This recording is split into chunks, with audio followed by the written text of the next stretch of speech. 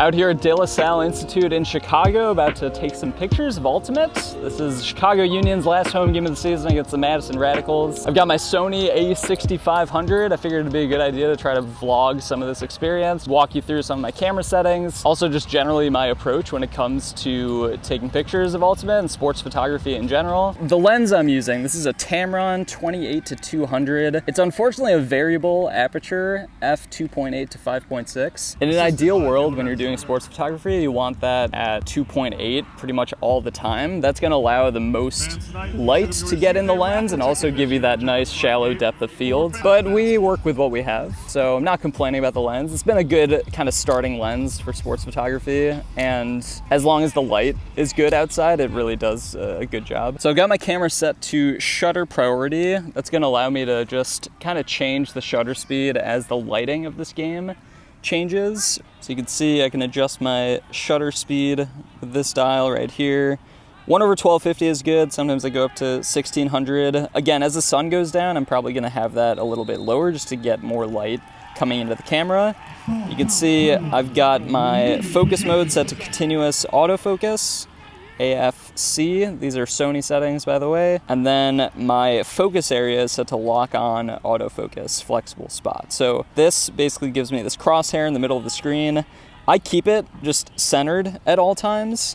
And this way I know that if I center my subject in the frame and then slightly hold down on my shutter, see that those green dots come up, and then I can move my camera and basically keep that subject in focus. So super common in sports photography to have that continuous shutter going. I think this camera does something like maybe 9 to 10 frames per second.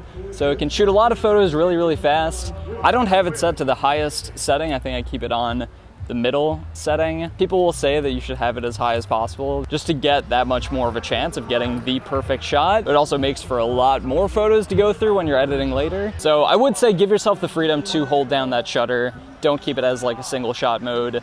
Some amount of continuous shutter is good. One of the biggest things with shooting Ultimate and really any sports photography in general is just to understand the flow of the game. And with Ultimate, it's very common that the team receiving the pull, which is basically the kickoff, they're gonna score that point most of the time. So you want to position yourself at that end zone that they're attacking. And so as a photographer, you'll often go like back and forth down the sideline just based on where you think the next score is gonna happen. So that's why I like not using a monopod. Some people like using a monopod. I just like using handheld. It makes me a lot more nimble and just easier to move around and try to get closest to the action at any given point. And of course there are times where, you know, the defense starts breaking the other team more often than that offense is scoring, so then you might pick up on that and shift to the other end zone, or you might hedge your bets and just position yourself around midfield. It's just a good idea to move around, get different angles, try some different things. You really never know where you're gonna find success. Another tip is just to go where the action is, even more generally than just being in the correct end zone that the team is scoring in. At like halftime and between quarters, if you know the players are going to be walking off the field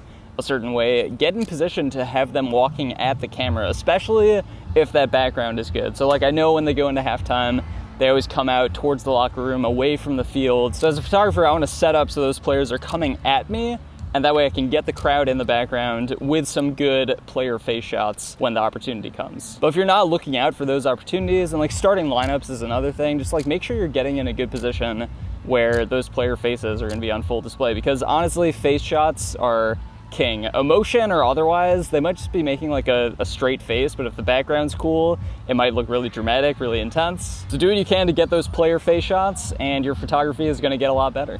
It's also worth mentioning, I pretty much shoot all of my games from either sitting or kneeling. Shooting up at players in sports photography is a good method you can use to kind of make them look larger than life. Also get those cleaner backgrounds. Like if you can get a player's head on the backdrop of the sky, that's like obviously as clean as possible. So there's a lot more opportunities to do that when you take a lower vantage point as opposed to shooting from eye level. The shots just won't look as impressive. Also, when guys jump up, if you're low to the ground, it's gonna look a lot more impressive. You can get that full jump height in focus of the camera. So that's maybe the biggest first step if you're just starting out with sports photography. Maybe you're wondering why your photos don't look as good as others. You might be shooting from too high up.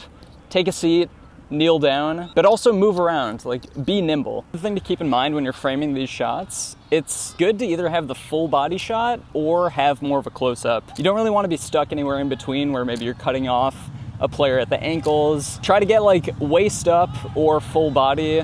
Those just tend to look the best. Another thing to keep in mind is just the backgrounds that are gonna be in your photos. So right now I'm shooting at the crowd. I'm always gonna be positioned on the side of the field opposite the crowd. So in this example, it's kind of like a high school or small college venue. Definitely pay attention to your backgrounds. You generally want them as clean as possible, and if they're not clean, you want them filled with people. If you get an awesome action shot, it will be ruined by empty stands behind it, so really pay attention to those backgrounds. Make sure you're shooting at things that are aesthetically pleasing to the eye, that are behind the subject. Last thought before I leave you is that action shots are overrated. Some of the best photos you're gonna get are right after the score, getting those celebration shots, getting guys when the emotion is at its highest, especially late in games if the game is close at all. Those are really the photographer's dream type photos that you can capture, where it's a lot of player emotion, a lot of coach emotion, and to me those are just way more satisfying than getting like the perfect